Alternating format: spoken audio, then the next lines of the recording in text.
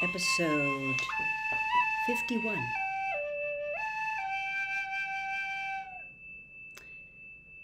You drink first, said Harry. You are sure which is which, aren't you? Positive, said Hermione. She took a long drink from the round bottle at the end and shuddered. It's not poison, said Harry anxiously. No, but it's like ice. Well, quick, go before it wears off. Good luck. Take care. Go! Hermione turned and walked straight through the purple fire. Harry took a deep breath and picked up the smallest bottle. He turned to face the black flames. Here I come, he said, and he drained the little bottle in one gulp. It was indeed as though ice was flooding his body. He put the bottle down and walked forward. He braced himself, saw the black flames licking his body, but couldn't feel them. For a moment, he could see nothing but dark fire. Then he was on the other side, in the last chamber. There was already someone there. But it wasn't Snape. It wasn't even Voldemort. Chapter 17. The Man with Two Faces. It was Quirrell. You! Gasped Harry. Quirrell smiled. His face wasn't twitching at all. Me, he said calmly. I wondered whether I'd be meeting you here, Potter. But I thought Snape. Severus, Quirrell laughed. And it wasn't his usual quivering treble either, but cold and sharp. Yes, Severus does seem the type, doesn't he? So useful to have him swooping around like an overgrown bat. Next to him, who would suspect Professor Quirrell? Harry couldn't take it in. This couldn't be true. It couldn't. But Snape tried to kill me. No. I tried to kill you. Your friend Miss Granger accidentally knocked me over as she rushed to set fire to Snape at that Quidditch match. She broke my eye contact with you. Another few seconds and I'd have got you off that broom. I'd have managed it before then if Snape hadn't been muttering a counter-curse trying to save you. Snape was trying to save me? Of course, said Quirrell coolly. Why do you think he wanted to referee your next match? He was trying to make sure I didn't do it again. Funny, really, he needn't have bothered. I couldn't do anything with Dumbledore watching. All the other teachers thought Snape was trying to stop Gryffindor from winning. He did make himself unpopular, and what a waste of time when, after all that, I'm going to kill you tonight. Quirrell snapped his fingers. Ropes sprang out of thin air and wrapped themselves tightly around Harry. You're too nosy to live, Potter. Scurrying around the school on Halloween like that. For all I knew, you'd seen me coming to look at what was guarding the stone. You let the troll in? Certainly. I have a special gift with trolls. You must have seen what I did to the one in the chamber back there. Unfortunately, while everyone else was running around looking for it, Snape, who already suspected me, went straight to the third floor to head me off. And not only did my troll fail to beat you to death, that three-headed dog didn't even manage to bite Snape's leg off properly. Now, wait quietly, Potter. I need to examine this interesting mirror. It was only then that Harry realized what was standing behind Quirrell. It was the mirror of Erised. This mirror is the key to finding the stone, Quirrell murmured, tapping his way around the frame. Trust Dumbledore to come up with something like this, but he's in London. I'll be far away by the time he gets back. All Harry could think of doing was to keep Quirrell talking and stop him from concentrating on the mirror. I saw you and Snape in the forest, he blurted out. Yes, said Quirrell idly, walking around the mirror to look at the back. He was on to me by that time, trying to find out how far I'd got. He suspected me all along, tried to frighten me, as though he could, when I had Lord Voldemort on my side.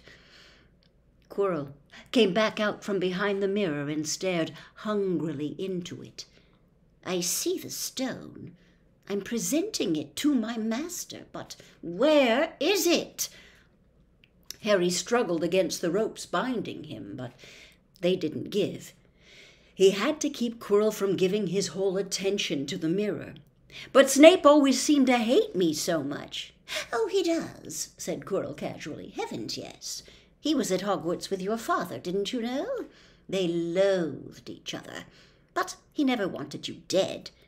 But I heard you a few days ago, sobbing. I thought Snape was threatening you. For the first time, a spasm of fear flitted across Quirrell's face.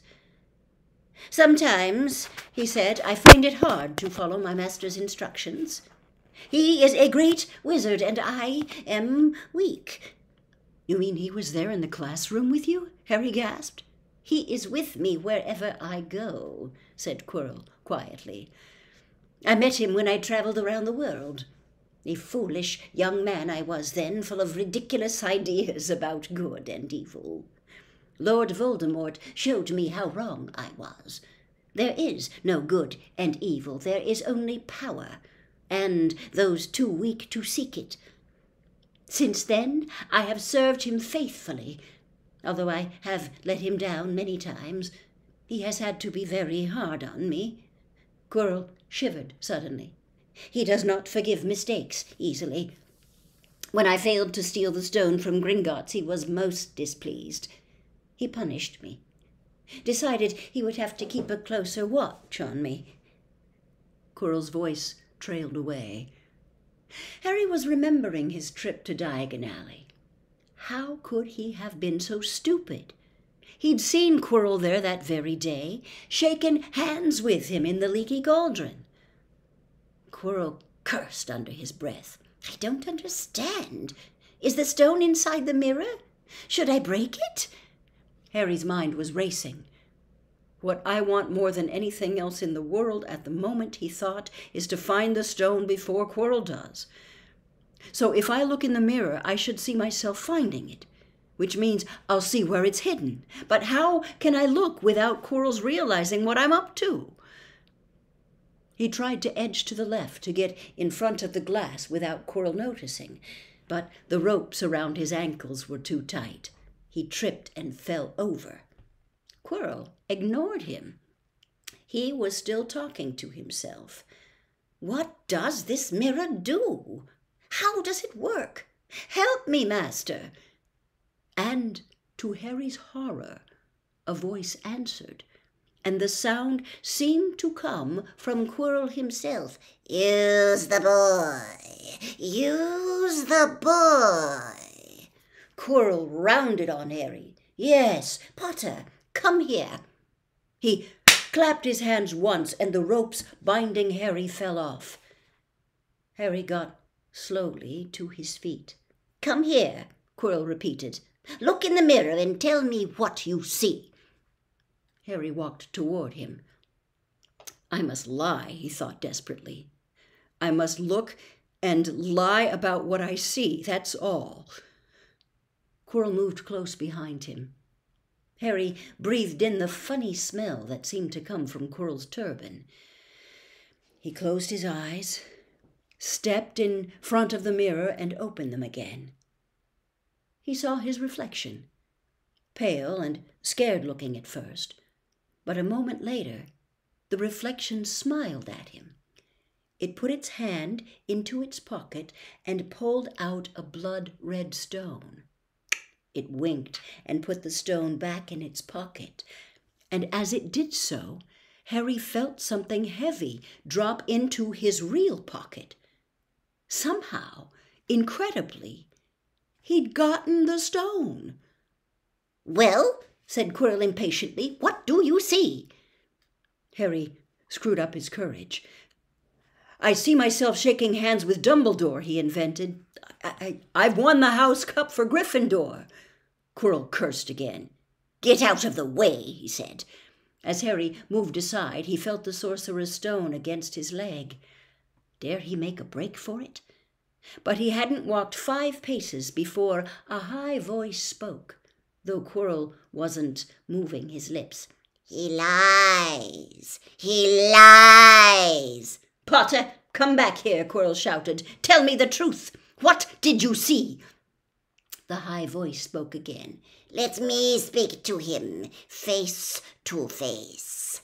"Master, you are not strong enough." "I have strength enough for this." Harry felt as if Devil's Snare was rooting him to the spot. He couldn't move a muscle. Petrified, he watched as Quirrell reached up and began to unwrap his turban. What was going on? The turban fell away. Quirrell's head looked strangely small without it. Then he turned slowly on the spot. Harry would have screamed, but he couldn't make a sound. Where there should have been a back to Quirrell's head, there was a face.